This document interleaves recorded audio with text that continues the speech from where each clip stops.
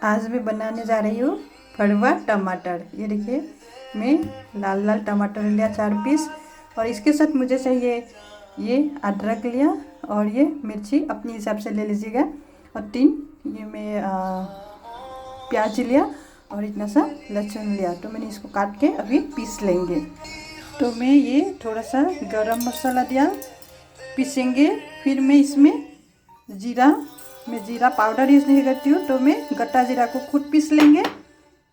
ये गोटा धनिया है, इसको भी मैं इसके साथ पीस लेंगे। इसके साथ में देंगे वाइट तिल है मेरे पास, तो मैंने वाइट तिल भी दिया। नहीं है तो कोई बात नहीं। अब मैं इसको पीस लेंगे। ये मैं पीस लिया हूँ। अब मैं ये सारे को काट लिया, और ये जार में मैं अभी पीस लूँगी इसको। अब मेरा ये मसाला भी पीस लिया मैंने इसको टमाटर का ये हिस्से को काट के निकाला। फिर इसके अंदर का जो ये है बीज वगैरह है, मैं इसको नाइफ की इससे निकाल दूँगी सबका अच्छे से। कढ़ाई गरम हो दिया हूँ, उसमें थोड़ा सा मैं बेसन डालूँगी। इसमें मैं ये थोड़ा सा बेसन भून लेंगे, क्योंकि उसमें मैं मिक्स करने के लिए थोड़ा सा अच्छा सा खुशबू आएगा ना, फिर उतार दीजिएगा। ये थोड़ा सा ब्राउन होने तक भून लेते हैं। ये देखिए कितना अच्छे से कलर आ गया है। तो मैं इसको अभी उतार लूँगी। अब इस कढ़ाई को फिर दोबारा मैंने दिया हूँ, क्योंकि इसमें मसाला तैयार करेंगे। अभी मैं सरसों तेल दिया हूँ थोड़ा सा मसाला के लिए। ये तेल गरम होने दिया हूँ। अब मैं इसमें डालना ये अदरक लहसुन का पेस्ट जो था मेरा बनाया, उसी को डाला मैं। मेरा अदरक लहसुन का पेस्ट, अगर ऐसा लगे ना कि अदरक लहसुन का पेस्ट ज़्यादा हो गया, तो आप फ्राई करके या तो ऐसे रख के दूसरा सब्जी में भी डाल सकते हैं। ठीक है। अब मैं इसमें ऐड करेंगे नमक स्वाद अनुसार। अब मिक्स करेंगे हल्दी पाउडर,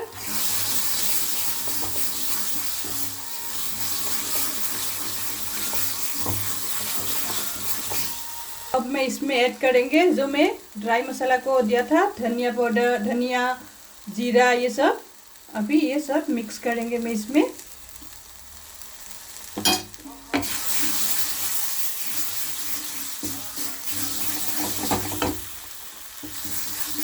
मेरा मसाला बहुत अच्छे से फ्राई हो गया है, बहुत अच्छा खुशबू आ रहा है। अब मैं इसमें ऐड करेंगे जो मैं बेसन फ्राई करके रखा था, उसको ऐड कर देंगे अभी मैं। मेरा पूरा बेसन वगैरह मिक्स हो गया है। अब मैं इसको बंद कर देती हूँ। ये देखिए, मैंने चारों का पूरा अंदर का निकाल दिया हूँ, और इसका ऊपर का भी ऐसे ऐसे करके मैं रखा हूँ। अब इसमें मैं मसाला डालूँगी इसको अच्छे से। ये जो मसाला बनाया है, इसको मैं अच्छे से अंदर डाल दूँगी। अब इसको अच्छे से स्पून को ऐसे ऐसे करके अंदर तक अच्छे से भरना है। इसे दबा के अच्छे से भरना है। ये देखिए, मैं इनको चारों को अच्छे से भर दिया हूँ दबा दबा के। ये देखिए अच्छे से भर दिया हूँ। अब नेक्स्ट स्टेप देखिए। अब मैं इसको, ये है ढक्कन है इसका, मतलब ये बड़ा वाला है, इसका बड़ा वाला। तो इसको मैं ऐसे किया, और ये जो है स्टिक, इसी से मैं इसको जॉइन करूँगी।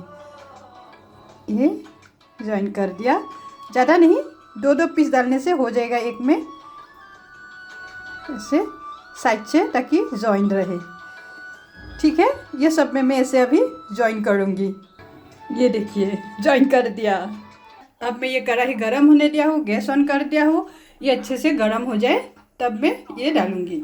ये देखिए मेरा कढ़ाई अच्छे से गरम हो गया, तेल भी अच्छे से गरम हो गया। अब मैं ये एक एक करके डाल दूँगी।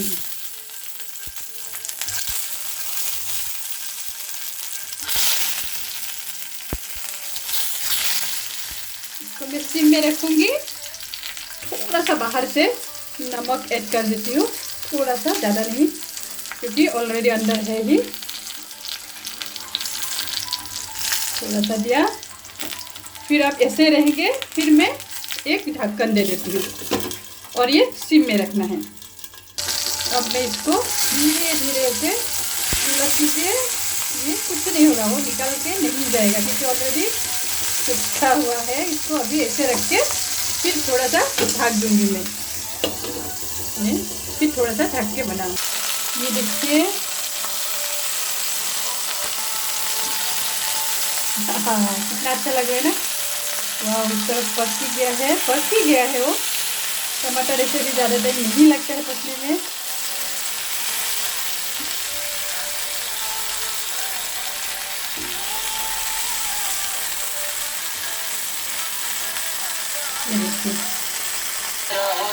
ये देखिए हो गया है। अब इसको मैं अच्छे से सर्व करेंगे। ये देखिए कितना अच्छे से पक गया है टमाटर। अब मैं गैस बंद कर दिया हूँ। ये पक गया है पूरा। ये देखिए मेरा टमाटर डिश बन गया है।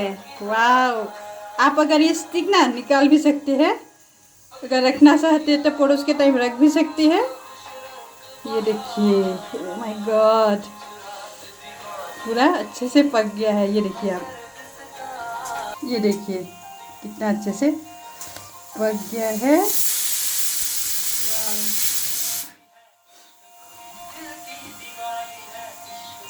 ये अच्छे से पक गया है। ये देखिए,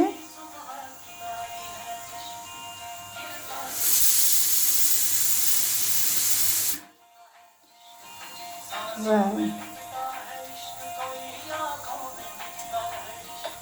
देखिए मसाला भी पहले से तो पका हुआ ही है। मसाला तो पहले से पका ही हुआ है और इसमें और पक गया है। ये देखिए टमाटर भी अच्छे से पक गया है। ये देखिए सुंदर लग रहा है। वाह, एक बार आप लोग बना के खाइएगा और प्लीज़ बताइएगा कैसा लगा मेरा dish. Thank you so much.